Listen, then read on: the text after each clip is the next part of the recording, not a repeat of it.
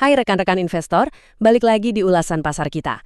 Buat Anda yang sibuk dan cuma punya waktu sebentar buat mantau arah IHSG di awal Mei 2026 ini, nah Anda di tempat yang tepat. Fokus kita kali ini straight to the point. Kita baru aja ngelihat pasar saham kita agak babak belur ya.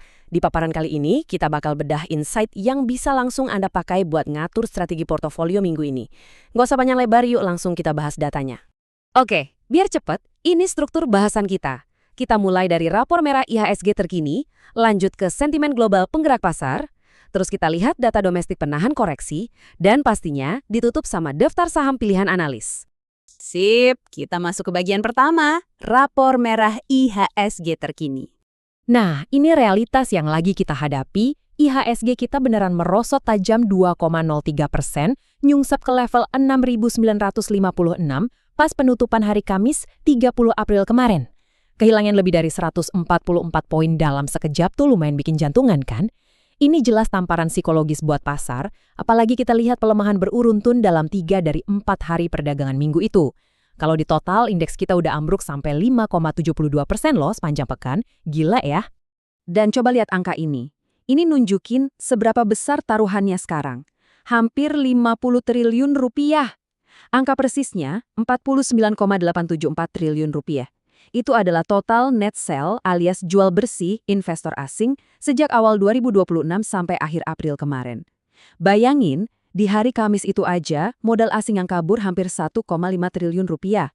Arus keluar ini benar-benar masif.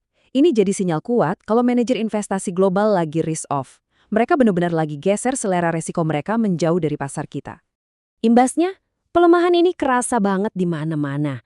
Di akhir April kemarin, kapitalisasi pasar kita ikut menguap 2,78%, turun ke sekitar 12.382 triliun rupiah. Gak cuma itu, gairah transaksi juga lesu banget. Rata-rata volume transaksi harian anjlok drastis sampai 17,32% dan nilai transaksinya juga nyusut 6,81% jadi 18,27 triliun rupiah per harinya. Jadi ya rapor akhir bulan kita emang merah pekat. Tapi hold on, jangan keburu panik lihat angka merah semua. Di setiap krisis pasti ada peluang. Mengutip analisis dari Octavianus Audi di Kiom Sekuritas Indonesia, biarpun indeks kemungkinan masih bergerak mixed, sebenarnya ada kecenderungan kuat buat technical rebound.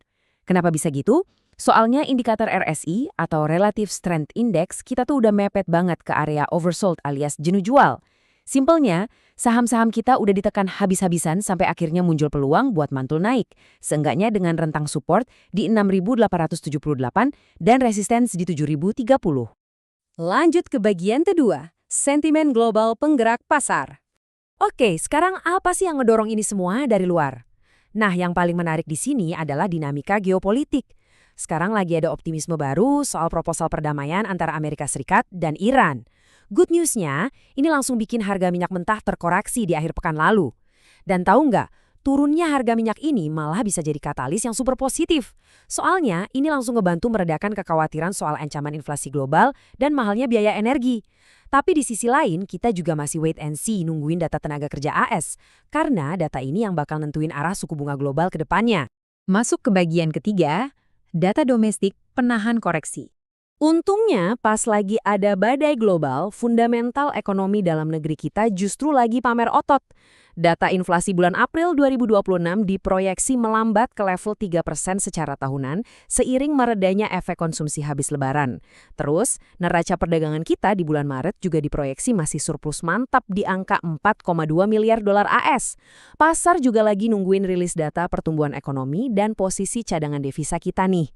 Dan asal tahu aja, data-data domestik ini dilihat banget sama para investor sebagai bukti nyata kalau ekonomi kita tuh beneran tangguh buat nahan guncangan. Jadi ini tuh ibarat tarik tambang yang seru banget. Di satu sisi, perahu kita lagi digoyangin sama volatilitas global kayak ketegangan geopolitik dan galaunya data Amerika. Tapi di sisi lain, stabilitas domestik kita ini bertindak sebagai jangkar yang kuat banget.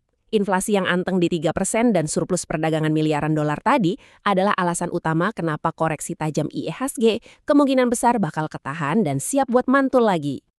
Oke, kita sampai di bagian keempat, daftar saham pilihan analis. Nah, kita udah bahas makronya, sekarang kita zoom in ke level mikro.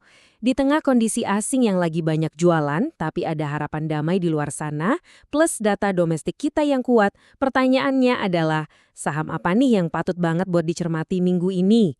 Penasaran kan? Yuk kita lihat data objektif dan pilihan saham dari para analis.